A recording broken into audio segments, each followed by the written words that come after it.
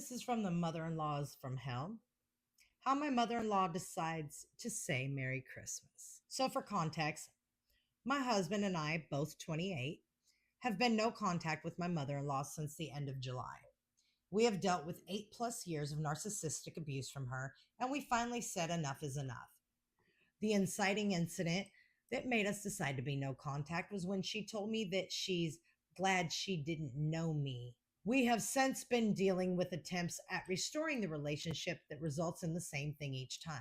Her never taking accountability over her words and actions, and then ending the conversation by playing victim, the classic narc behavior. Flash forward to this morning. My husband wakes up to a text from his mom that she's kicking him off of the phone plan and the AAA plan because he's no longer a part of the family, so shouldn't be on the family plan. Has until the end of the month to figure out something for his phone. Before we get shit for still being on our parents' phone plans at 28, we save a lot of money by being on theirs rather than starting our own, so it wasn't worth switching. We immediately text my mom to get him on a hers, but needed his account number to make the switch, which of course my mother in law has and refuses to give to us. We had about a 3 hour long battle to get the account number from her so that we could switch him to my family's plan. This battle resulted in his mom calling him and saying, "What have I ever done to hurt you?"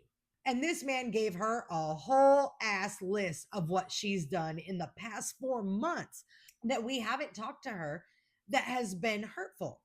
To name a few, she's made multiple nasty Facebook posts about us, including our children, about how we're so terrible for not talking to them and how it's hurting our children's development not knowing their grandparents. He ended the phone call by literally saying, "I have no interest in seeing you or being around you, and I don't want you around my children either," which I have every right to say. Go, hubby. She ended up sending us the account number, and now he's on my family's phone plan. But like, wow, what a way to start our weekend and Merry Christmas, I guess. It all seemed like a tactical decision to try and ruin our holiday. Updating this post to give some more context to this all. My husband and I were both on separate phone plans. He was on his parents and I'm on my family's plan. We both had plans to try and switch to a new plan together in the new year. But then my old phone broke and I had to do another payment plan under my mom's account, and I'm in for at least 2 more years. Also, even if we were on speaking terms with mother in law, she likely wouldn't have given us the account information for him to switch without some sort of fight because she always holds necessary information over people's heads to keep control. As I've said, she is a textbook narc. She may even have BPD. I will also say collectively, we pay $60 a month toward our phone service being on a family plan, and that's a lot less than if we do one on our own. To explain the no contact situation more, when we had the issue mentioned in the summer, we had said we needed a break from seeing them because there's just been too much hurt.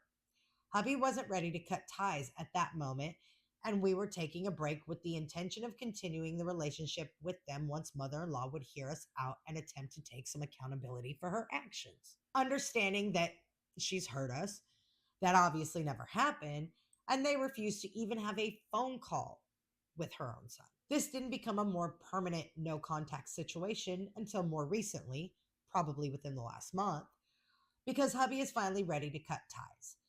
He was able to finally admit that his mother has been demonstrating a pattern of mental and emotional abuse towards him since he was a child and no longer wants anything to do with them. So, my lovely drama and trauma fam, this is how his mother said Merry Christmas. So, they're not asking for advice. They're not asking if they're an asshole. We can already tell from the story that's not what the situation is. But here is what I will say.